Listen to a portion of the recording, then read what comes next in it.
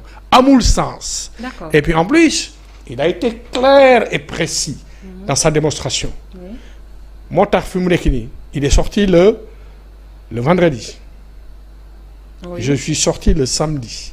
Le dimanche les procureurs étaient là, les trois.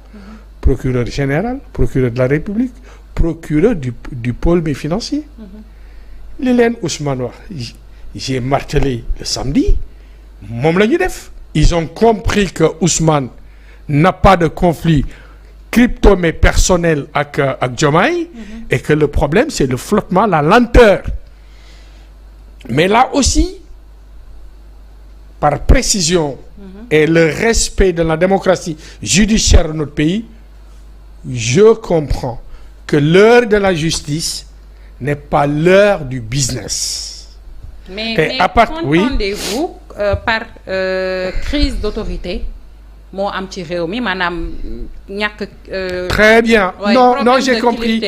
Ta question, ta reprise, elle est pertinente. Crise mais d'autorité. De quelle autorité? Est-ce que c'est Diomaye? C'est absolument faux. Cela veut dire que tey fi mu nekk nii les questions judiciaires ce ne sont pas des questions mais politiques. Ousmane waru ko gérer. À la limite même Diomaye qui peut être le point central de toutes les entités mais du Sénégal, il est le chef des magistrats. Je peux comprendre, mais pas Ousmane. Ousmane est un exécutant du plan de 2035, de maintenant jusqu'en 2035. Donc l'autorité, mais c'est quoi? Est-ce que Sénégalais yi bëggoon nañu xam que 292 personnalités jàpp na leen? Est-ce que Sénégalais yi waroon nañu xam depuis 7 mois qu'ils bossent, qu'ils travaillent, mais ils se sont mis dans l'absolue conviction que l'heure de la justice n'est pas l'heure du business. Il fallait qu'ils prennent du temps, donner du temps au temps pour ne pas fouler la démocratie judiciaire. C'est recevable. Mais la reddition des comptes au Sénégal, c'est une demande sociale. Wax nga ci. Parfaitement. Wax nga ci pendant plus de 2 ans. Reddition des comptes. Ba Sénégalais yi nekk ci àdduna bi yëpp mais kontaan ci yow. Loolu tey bu ñu ñëwee en 2025 2024 lañ jël affaire mu durer 7 mois génnuñu wax dafa mel day am sabotage. Or ñoom ils ont compris ce que j'ai compris moi. Et affaire bi du tëj nit ñi yóbbu leen kaso. bu may wax damm seen loxo foqat lu ñore c'est pas de la méchanceté. C'est de la justesse et de la justice. Je suis précis. Est-ce que Sénégal dañ koy développer ci tabax ay prison? Pour moi la réponse est non. nañu fexe ba nangu lu ñu yore. Donc le juge le procureur Ibrahima Ndoye li mu wax démb c'est clair. L'objectif c'est pas d'être partisan, de faire de la justice partisane, de la justice politique. Le problème c'est l'efficacité, un raisonnement efficient. Xaalis bi nañ ko indi ñu liggéey réew mi.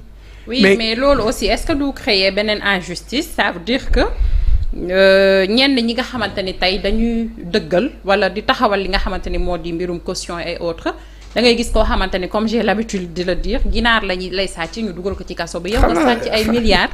Détournement de deniers publics ñu ne nañu récupérer xaalis bi après ban leçon la ñu mën a joxe derrière ça. xam naa li nga wax que y aura une justice à deux vitesses. À deux vitesses, oui. Justice su baadoole yi.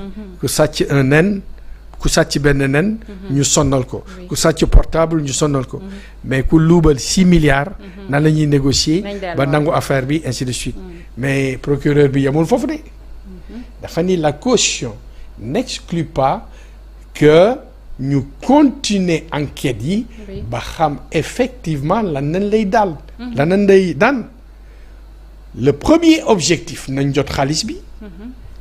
delloo ko ci kees état bi pour askan bi mën a respirer. ndax tey boo xoolee Sénégal y a plus de 200 000 dialysés yoo xamante ni ñi ci am chance benn yoon la ñuy dialyser par weer. te le dialysé doit le faire 3 fois par semaine. Ça coûte 65 000 francs par séance. plus le médecin, ça fait à peu près 93 000 fois 4 fois 3 plus le mois, ça tourne aux alentours de 800 000. Quand j'ai fait mes calculs, ça fait 1 170 000. C'est excessif. Donc, est-ce que dañuy def une justice boo xamante ni dugal ci ñuuf terminé du ñu xool ainsi de suite, mais si on peut faire une négociation intelligente ba trouver toutes les ramifications ba xaalis génn dina jëriñ déjà askan wi te ñoom aussi temps bi ñu leen di jox du nekk temps de repos. C'est que nit ñi dañu yaakaar ni bu leen defalee mais bracelet ainsi de suite et cetera yemul foofu y a des poursuites te ni ko le procureur waxee démb ça va leur permettre d'avoir toutes les ramifications sur ce crime économique parce qu'il y a eu des crimes économiques. Quand tu regardes tey fi mu nekk nii li Sonko waxoon ñuy wax ni maanaam du noonu ba les institutions de contrôle wax y a 5 000 milliards yoo xamante ni kenn xamul fan la jaar plus les 1 000 milliards de Covid. Mais quand on dit 1 000 milliards de Covid mais lumal nañ ko moi je suis pas fou, j'ai les pieds sur terre. C'est pas 1 000 milliards yi ñoo évaporé wu. Mais même buñ ci jëlee 6 milliards pour l'instant moom lañ gisagul. xam nga 6 milliards Salma. boo ko doon liggéey yow il te faut 480 années tey fayeeku 1 million par mois. Mais Salma tu vas jamais vivre 5 siècles. Non. Donc c'est criminel. nga xool tey fi mu nekk nii c'est là où je veux sensibiliser ces gens-là. Oui. Qui ont fait ces âneries. nañu imaginer jigéen bu ëmb ba am 7 mois fii ci dëkk bi. ndekkiwul añul reerul. loolu am na ci réew mi. Et tu te permets de voler autant de pour 6 milliards rek. C'est 480 années. Pour 60 milliards, ça fait 4800 années. 48 siècles pour 60 milliards. Ça veut dire que xam nga tey fi mu nekk nii mais seulement. Oui. Dans les émissions dama bëgg sax di leen pousser même si vous n'êtes pas mais des mathématiciens mais comme nous. Mais boo nee 1 milliard seulement ñi espérer téye 1 milliard fii ci Sénégal bëriwul. Mais boo nee 1000 millions mooy 1 milliard. 1000 millions Salma mën na am 1 million. mën na am 2 millions mën na am 3 millions. Mais quand est-ce que Salma va capitaliser 1000 millions. bu boobaa ci ngay xam l'ampleur du dégât dans ce pays. Donc tey fi mu nekk nii Ousmane Sonko et Diomaye ils sont sur la bonne trajectoire. Mais dans l'État dafa am loo xamante ni il faut nit ñi xam ko. Il y a les choses immatérielles qu'il faut régler. Oui. Les problèmes de logistique de droit, de loi, ainsi de suite, de concussion, de corruption, ainsi de suite. Affaire bi yombul. Rien que la concussion. Oui. En ville. ci bureau yi. Quand on fait les calculs en les minimisant ça fait 1300 milliards yu ñuy perte par an. xam nga la ban forme de concussion. jaar ci tali bi policier bi taxaw jël sa permis tardel la au finish tu préfères lui donner 1000 francs ou 2000 francs. ngay dem di wuti sa passeport wala leneen ak leneen tu préfères joxe bakchich affaire bi dem. Rien que là ça nous fait perdre notre économie est plus de 1300 milliards. xam nga 1300 milliards moo la ko waxee nii da nga naan mais kii li mu wax lan la ça fait 1 300 000 millions.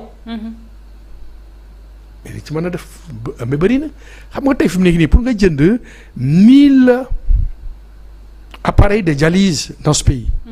Il te faut juste 5,4 milliards avec toute la logistique di nga sauver plus de 200 000 personnes dans ce pays. D'accord. loolu gënul intéressant que. Oui, c'est beaucoup plus intéressant c'est vrai mais tey gis nañu ni ki biig le président Bassirou Diomaye Diakhar Faye am benn déclaration boo xamante ni aussi wax na ko ñenn ñi naan satisfaire lañ na leen ku ci nekk ak sa gis-gis par rapport à ça surtout dernièrement ak li le premier ministre Ousmane Sonko wax est-ce que convaincre na la ci ay. dama lay delloo ci li yàlla wax parce que ku ragal yàlla nga ku gëm yàlla nga. yàlla nee na ñun ñëpp mën na noo yàqule ba mu des ñi xam. loolu tax mu nu yonent bi iqra il faut ñu xam. mu ni même ñi xam mën nañu yàqule ba mu des ñi xam di jëf. réew mi am na ñuy jëf Ousmane Sonko Bassirou.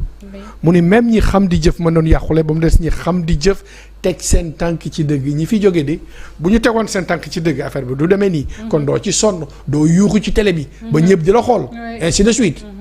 mu ni même ñi xam di jëf teg seen tànk ci dëgg man na noo yàqule ba mu des ñi xam di jëf teg seen tànk ci dëgg bu ànd ak sell bu ñu teewlu te yàlla tax.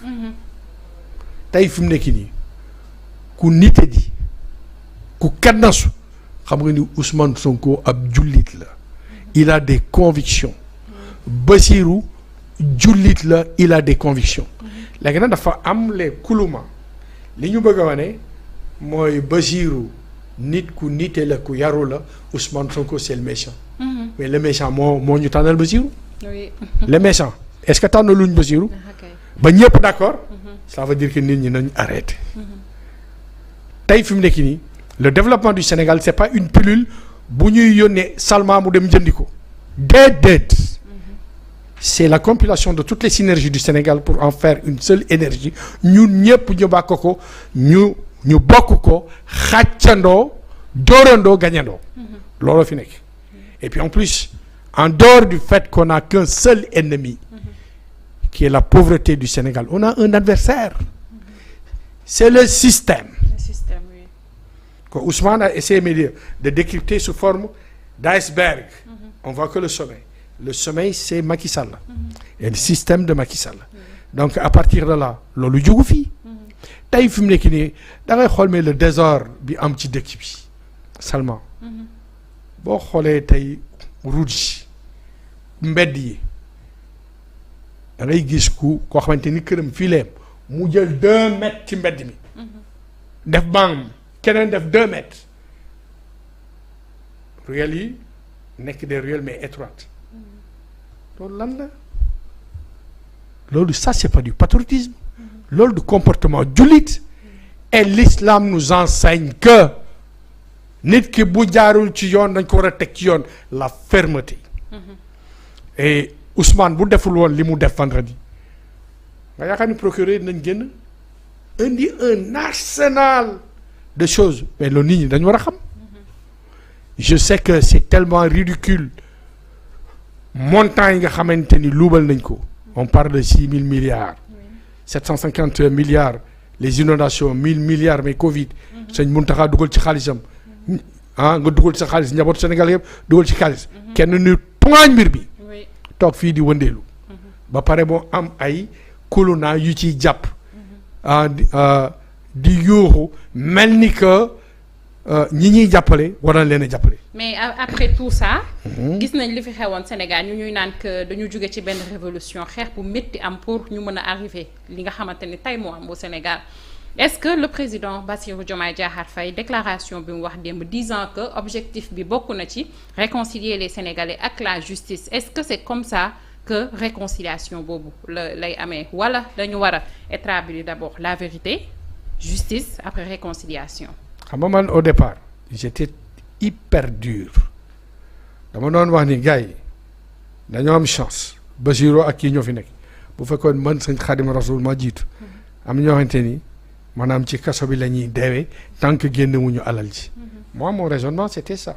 tàngoor bi mais bi ma demee ba gis démarche su le duo Diomaye ainsi de suite lii rek mooy wane ni Ousmane nitu jàmm la.